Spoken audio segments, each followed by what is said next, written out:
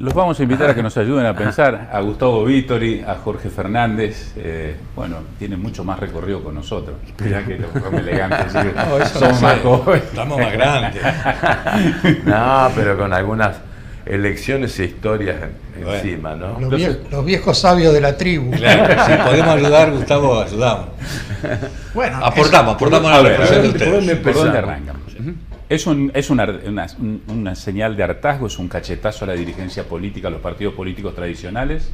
En mi opinión, te digo, no fue una gran sorpresa. Lo que me sorprendió el porcentaje que sacó Milei, porque ninguna encuesta daba eso.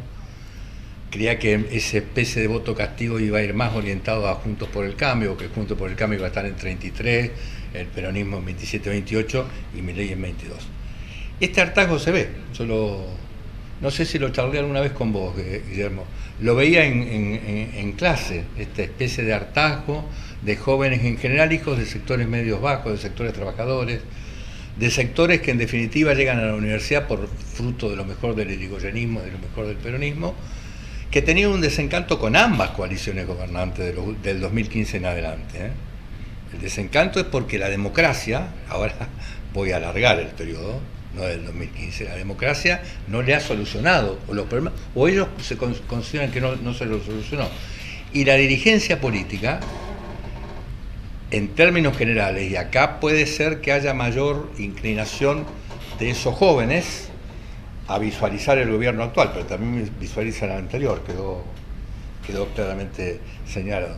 Es que no lo ven cerca, no lo ven cotidiano, no lo ven representando sus intereses, son microemprendedores, se han alejado del trabajo formal o no acceden al trabajo formal, son cadetes a lo mejor. Como tal, indica un cambio de época, un cambio de época, y este cambio de época, así como en la década de los 60, que bueno, Gustavo vivió menos, pero yo viví, el cambio de clima de época giró hacia una sociedad más justa, ahora gira hacia la palabra libertad y la simbolizan en Milei. La verdad que criticar al votante es un error en términos de la democracia. Uno tiene que interpretar por qué es así, ese voto está reflejando algo, de allí a lo que dice Milei, que uno lo comparta o no, o sea ejecutable, bueno, esta es una segunda cuestión en la cual obviamente debo respetar el voto, pero tengo diferencias. Pero al votante lo entiendo, es un votante que básicamente está desencantado. ¿Gustavo? Coincido en líneas generales con lo que dice Jorge. A los 60 lo viví entero, tengo 2 años menos que vos. Bueno, yo lo quise salvar, lo hice más chico. Sí, yo creo que a mí me sorprendió la magnitud del resultado. Todos sabíamos que estaba terciando Milei, y me he encontrado gente así inesperada, de sectores muy humildes que lo tenían a Milei en la cabeza, ¿no? Que antes no pensaban en otra cosa que en el peronismo, que en el justicialismo. ¿Viste? El justicialismo a Milei hay un viaje largo. Yo creo que hay un hartazgo, coincido que hay un hartazgo, pero hay un hartazgo con la dirigencia política. ¿Por qué? Porque la dirigencia política no fracasó en función de sí misma. De hecho, la transferencia de recursos de los últimos 40 años a los sectores políticos es monumental. Nunca en la historia ha habido tal transferencia. Yo me acuerdo perfecto, porque yo en el 83 era secretario de la dirección en el litoral, recibía a los políticos que volvían al ruedo a partir del proceso de la recuperación de la democracia y demás. La mayoría venía a pie, otros llegaban en un Renault Gordini o un Renault Dauphine de tartalado. Los radicales venían con sus saquitos azules, te podía peinar en los codos porque eran espejos. Y vos los mirás 40 años después y te vas a dar cuenta que todo cambió. ¿Es la casta? Bueno, Milei acertó con la figura de la casta. Milei acertó, digamos, ese es el hallazgo de Milei. Para meterse en las profundidades emocionales, digamos, de una masa indefinida de votantes que, como bien decía Willy, y vos también, atraviesa todos los sectores.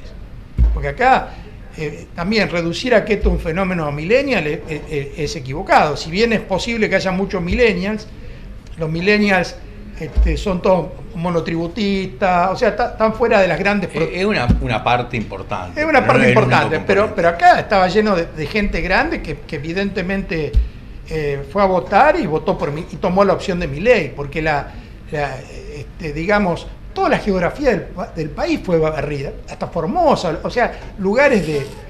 Y mismo Alto Verde. Bueno. Todos los barrios. Todos los barrios. Santa Rosa, Lima. Acá en Santa Fe, casi todos los barrios se tiñeron de violeta, igual que todas las provincias del país. Entonces, incluso los lugares donde el peronismo ha quedado acendrado en su trayectoria, ¿no? Y siempre han triunfado en provincias históricas. Bueno, también la ola Milei se lo llevó puesto. O provincia de Santa Fe, donde Puyaro gana cómodamente. Y bueno, y pasó en el sur, en algunas provincias patagónicas, que acababa de ganar Juntos por el Cambio, y Milei los pasó por arriba. Bueno, sin estructuras, sin fiscales. Pregunto, ¿la bronca puede superar la racionalidad de las propuestas? Sí, me parece que porque, digamos, o sea, y siempre lo hablaba en términos generales, pero dinamitar el Banco Central, privatizar la escuela, la salud, es decir, ¿puede la bronca ser...? Son todas cosas que no van a ocurrir, aun cuando Milei llegue al gobierno, que yo creo que está por verse. Discúlpame, Jorge. No, atentamente. Milei no es un liberal, es un libertario. Ajá. Más cercano a lo que sería el anarcoliberalismo. Sí. ¿Viste? O sea que es una subespecie de un liberalismo en serio. No es un liberalismo en serio. Es el liberalismo, por ejemplo, de los norteamericanos, de la orden del rifle, que reivindican el derecho a estar armado y a matar, ¿viste? Y a esto y a lo otro, porque la Constitución los protege para eso. O sea, su libertad llega a defender su yo, digamos, de las maneras más extremas. Por eso, digamos, está muy alineado con el pensamiento de Trump en Estados Unidos. Y bueno, estuvo bastante cercano también a lo que era el pensamiento del presidente de Brasil, Bolsonaro. En fin, es raro, es un encuadre raro, son bichos raros. Haciendo una hipótesis, ¿no? Sí, perdón. Me parece que cuando él habla de la casta, habla de la casta política, de los empresarios sí. Habla de los sindicatos. No dijo medios de comunicación, pero habló, dijo de los periodistas ensobrados. Sí. Habló también. Él está manifestando lo que una parte de la sociedad ve, entre otras cosas lo que mencionó Gustavo, ve empresarios que también o no producen o no cumplen con la normativa, ve un conjunto de cosas, está expresando claramente un cambio de clima de época. Hay una lectura que tiene que ver con la bronca, con el desencanto, pero también hay un cambio de clima de época. En un hipotético lo colectivo, gobierno de Milei, leyes que van a tener que pasar por el Congreso, en donde seguramente va a tener que negociar con la casta que él detesta. Bueno, está planteando referéndum, ¿no? Sí, pero no puede hacer un referéndum cada todos los meses. No, puede hacer un referéndum. Son fantasías. Son fantasías. Hay un núcleo duro, Me parece que muy bueno el análisis, lo miro ahora en el tiempo, de Cristina Fernández de Kirchner, cuando dijo hace 90 días una elección de 3 tercios, y no criticó a este desencantado, no habló de Milei, habló de un desencanto. Y el otro día Tenenbaum, el periodista, en un programa, en un evento que se hizo en Santa Fe, decía que esto es trasladable, Esto en cuanto a Milei no cumpla con determinadas condiciones. Dura muy poco tiempo. Dura muy poco tiempo. Esto puede girar hacia no me gusta emplear la palabra derecha e izquierda, pero puede girar hacia otro lado. Es que ya las nociones de derecha e izquierda han quedado, no existen, exactamente. Han quedado fuera. Me da la impresión que es un fenómeno que hay que mirarlo con respeto. Sí veo agudas contradicciones en algunos sectores que lo acompañan. Por ejemplo, los que sostienen, voy a respetar, no estoy criticando, el que sostiene que hay que eliminar el aborto o el lenguaje inclusivo o la diversidad sexual o qué sé yo, o hasta el divorcio.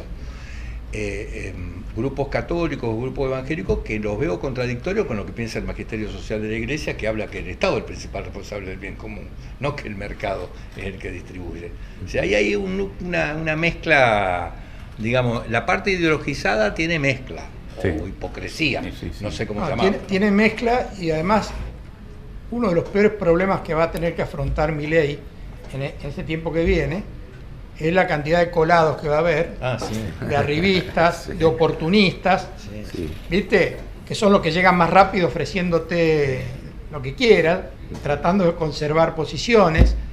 Yo lo veo como una especie de llanero solitario.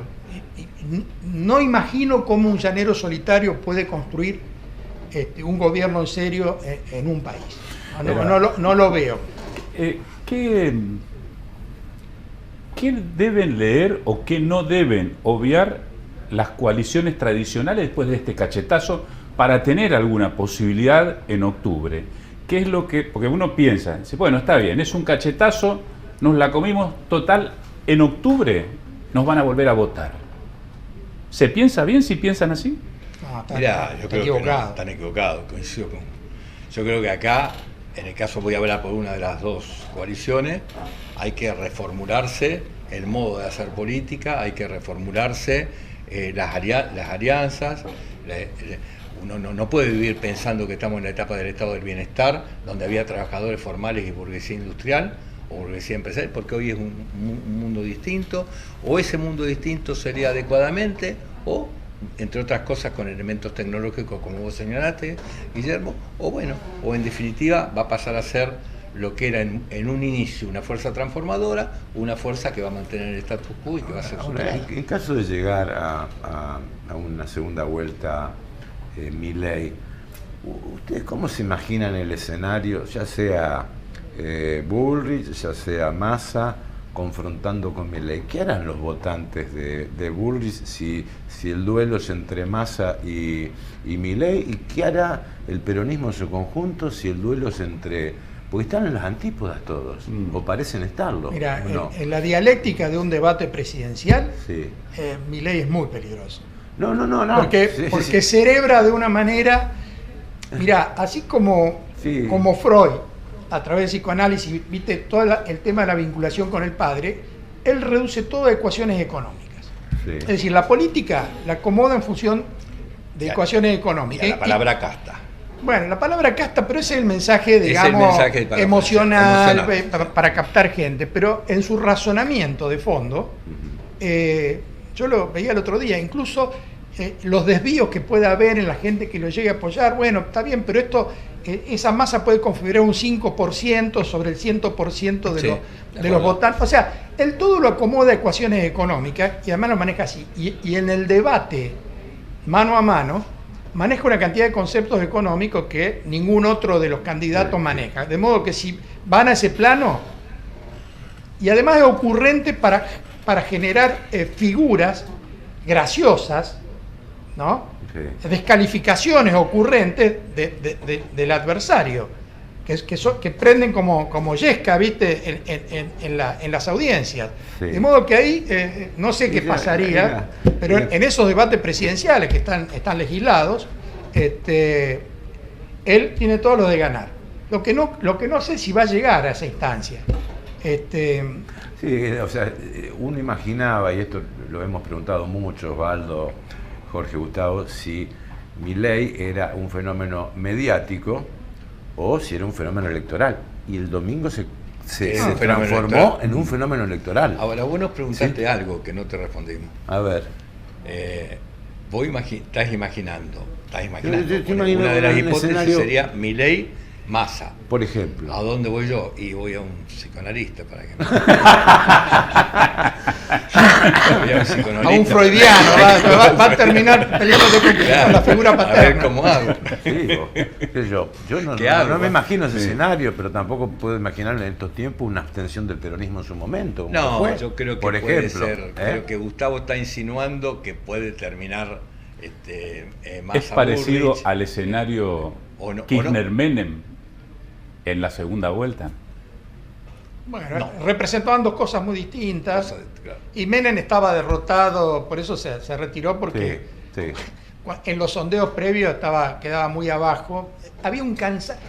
Todos los ciclos, a los que nos gusta la historia, sabemos que hay ciclos y contraciclos.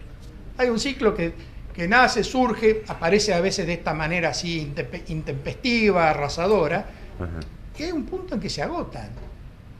Porque la sociedad en la cual se produce empieza a cansarse de quien personifica o corporiza ese fenómeno.